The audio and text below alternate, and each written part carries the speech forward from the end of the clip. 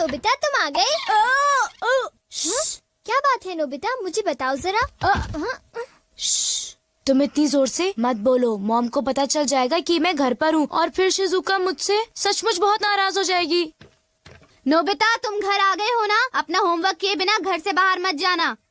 ओफो, देखा ना, उन्हें पता चल ही गया। चिंता मत करो, मॉम शायद कहीं बाहर जा रही हैं। क्या सचमुच? लेकिन मॉम बाहर जाने में इतनी देर क्यों लगा रही है डोरेमोन? समझ नहीं आ रहा कि मैं कौन सी ड्रेस पहनूं। ये चुनना कितना मुश्किल है। अगर उन्होंने जल्दी नहीं की तो शिजुका मुझे बहुत डांटेगी। थोड़ा सब्र करो, मैं सोचता हूँ। आइडिया। हाँ? The seeing glass. अरे ये क्या है? बस देखते जाओ। मॉम, मैं आपके लिए चूज कर देता हूँ। इसे मुझ पर छोड़ दीजिए।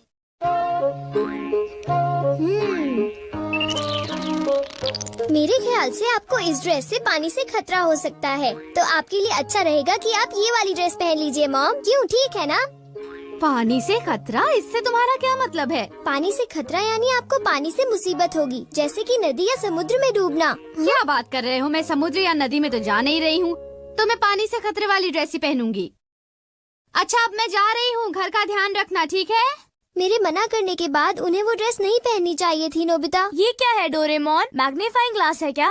ओ ये तो एक सीइंग ग्लास है नोबिता। हाँ? इससे हमें चीजों का भविष्य पता चलता है, लेकिन इंसानों का नहीं, ठीक है? चीजों का भी भविष्य होता है? हाँ। लेकिन ये बताओ, किसी चीज का भविष्य हम क्यों देखें? क्योंकि नोबिता, उस चीज से उस मालिक का भविष्य भी पता चलता है। डोरेमोन! हाँ? क्या हुआ मॉम? डोरेमोन बिल्कुल ठीक कह रहा था। एक आदमी ने गलती से पाइप से मुझे भिगो दिया। मुझे कपड़े बदलने होंगे। तुम्हारी बात बिल्कुल सच निकली। मैंने कहा था ना। डोरेमोन, ये ड्रेस कैसी है? 1 मिनट मॉम। ये तो ठीक लग रही है। जरा 1 मिनट रुको। अरे वो इयररिंग्स। ये इयररिंग्स क्या अनलकी है डोरेमोन? अनलकी नहीं मॉम, ये तो आपके लिए लकी है। हाँ? अरे ओहो, कहाँ गया? देखो, मुझे एक सोने का सिक्का मिला। अरे वाह, तुमने फिर से सही कहा। अच्छा, तो फिर मैं चलती हूँ, ठीक है? बाय। Goodbye mom. अरे नहीं, मुझे जल्दी करनी चाहिए।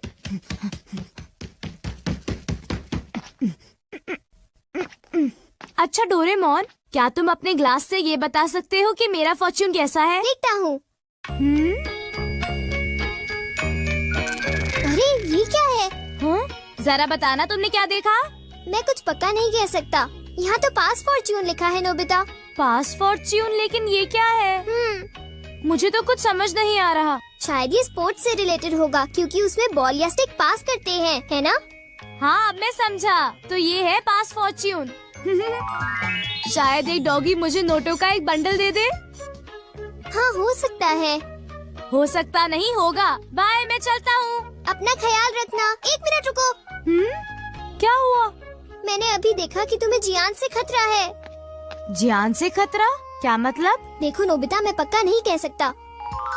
नोबिता, तुम्हें तो मैं आज नहीं छोड़ूंगा। मुझे जियान से खतरा है। मुझे याद आया कि आज घर आते वक्त मैंने जियान के साथ खेलने से मना कर दिया था। अभी कपड़े बदलता हूँ। डोरेमोन, इन कपड़ों में मैं बहुत अच्छा लग रहा हूँ ना? ठीक है, अब मैं चलता हूँ। बाय। रुक जाओ।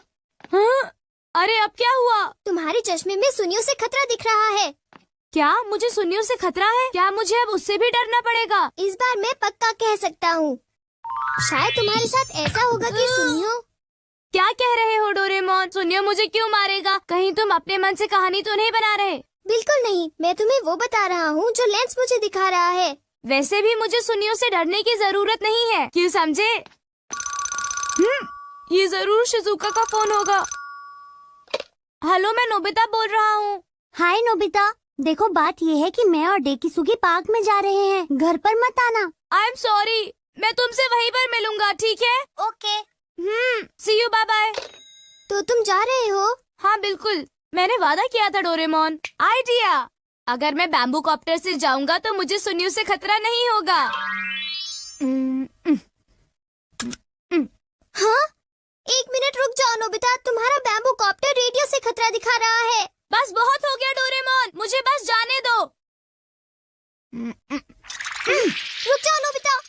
उसकी चिंता हो रही है।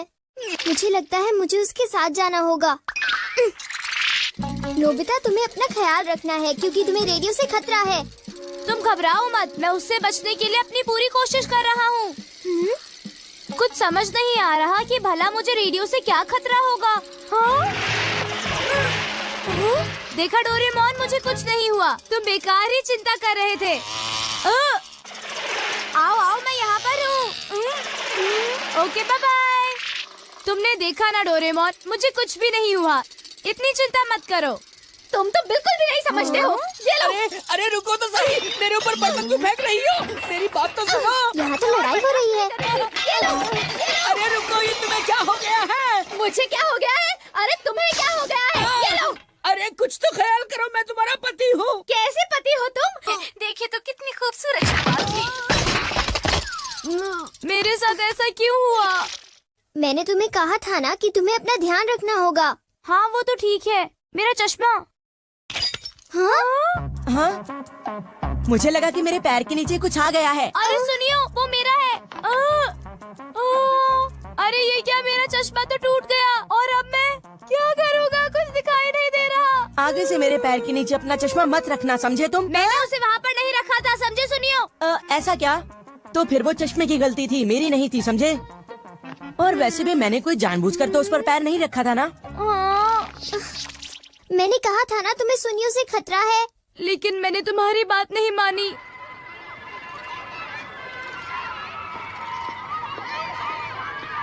ये चश्मा पहनकर मुझे कुछ भी दिखाई नहीं दे रहा। क्या करूं? तुम्हारे लिए अच्छा होगा कि तुम ध्यान से चलो। जाकर बहुत मजा आएगा। हाँ? मेरे ख्याल से यही मेरा पास फॉर्च्यून है। ये नोबिता, तुम्हारे पास इसके लिए टाइम नहीं है, समझे? चिंता मत करो, अभी तक मेरे साथ कितनी खराब चीजें हुई हैं। अब मेरे साथ कुछ अच्छा होने का वक्त आ गया है डोरेमोन। Bye bye. ओफो।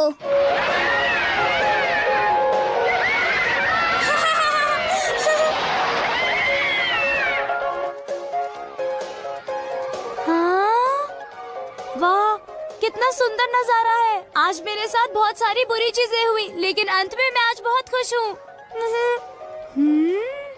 अरे डोरेमोन नजर आ रहा है। हाँ? अरे देखो, नोबिता अभी तक नहीं आया। हाँ, लगता है कि वो किसी काम में फंस गया होगा। मैं तो भूल ही गया था। अरे अब मैं क्या करूँ? ये तो खुल ही नहीं रहा है। Oh no! अरे सुनो, कुछ करो डोरेमोन। सुनो डोरेमोन। हाँ? अरे तुम्हें अब क्या हुआ नोबिता? देखो डोरेमोन, मैं तो शिजुका से मिलने के बारे में भूल ही गया। मैंने तुम्हें कहा था ना कि तुम्हारे पास इसके लिए टाइम नहीं है। अरे वो देखो, कहीं वो डोरेमोन और नोबिता तो नहीं है? प्लीज डोरेमोन, मुझे जल्दी से यहाँ से बाहर निकालो। हमसे झूठ बोला? तुमने सही कहा। मैंने उसे पहले ही चेतावनी दी थी और फिर भी उसने हमें धोखा दिया और बड़े मजे से अम्यूजमेंट पार्क में खेल रहा है। चलो उठो रेकिसुगी, हम लोग घर चलते हैं। हाँ ठीक है। अरे नहीं, देखो डोरेमोन, शिजुका वापस जा रही है। मैं फिर अपना वादा नहीं निभा पाया। शिजुका मुझसे नफरत करेगी। प्लीज डोरेमोन, कुछ करो ना, प्लीज कुछ करो। जब तक ये झूला नीचे नहीं पहुंचता, तब तक कुछ नहीं हो सकता। डोरेमोन प्लीज, तुम ऐसा मत कहो। मेरी मदद करो। इस पास फॉर्च्यून से तो मैं जरा भी खुश नहीं हूँ। प्लीज कुछ करो।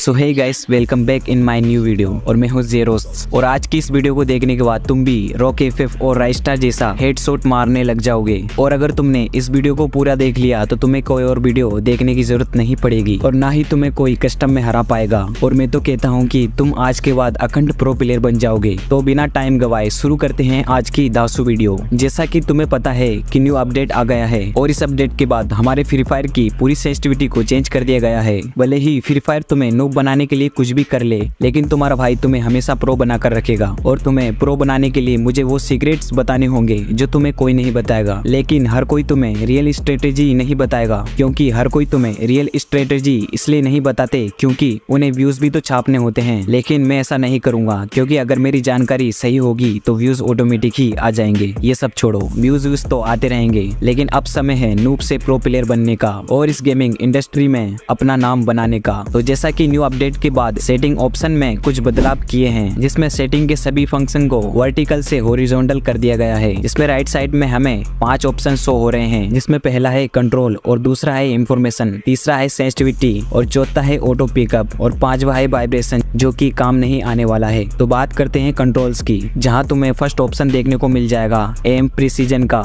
जहां 3 ऑप्शन दिए हैं, डिफॉल्ट, प्रीसाइज ऑन स्कोप और फुल कंट्रोल। और अब हम बात करते हैं इनमें से हमें किस ऑप्शन पर खेलना चाहिए। तो मैं बता दूं कि बहुत से प्रो प्लेयर सेकंड ऑप्शन पर गेम प्ले करते हैं, लेकिन तुम्हें इस पर नहीं खेलना है, क्योंकि इस पर खेलने के लिए हमें जरूरत होती है एक अच्छे डिवाइस और सालों की प्रैक्टिस की।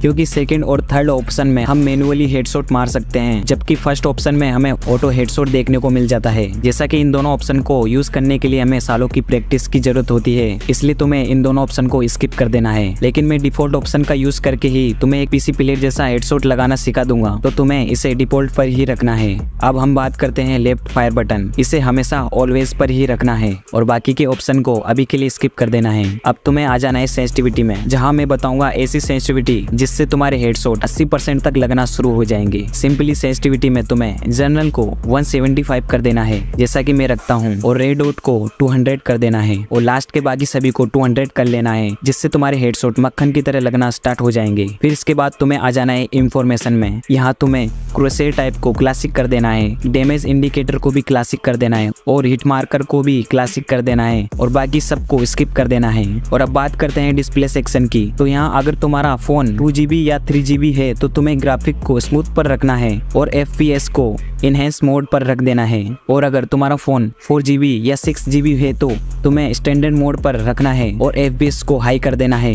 और अगर तुम्हारा फोन 8GB या इससे ऊपर है तो तुम्हें अल्ट्रा या मैक्स पर शिफ्ट हो जाना है और ऑटो स्केल को रोटेशन पर कर लेना है। बाकी दोनों ऑप्शन को ऑन करके रखना है। इस सेंसिटिविटी को तुम अपनी ही कस्टम हट के साथ यूज कर सकते हो। इससे तुम्हारा गेम प्ले विद हेडशॉट 60% तक बढ़ जाएगा।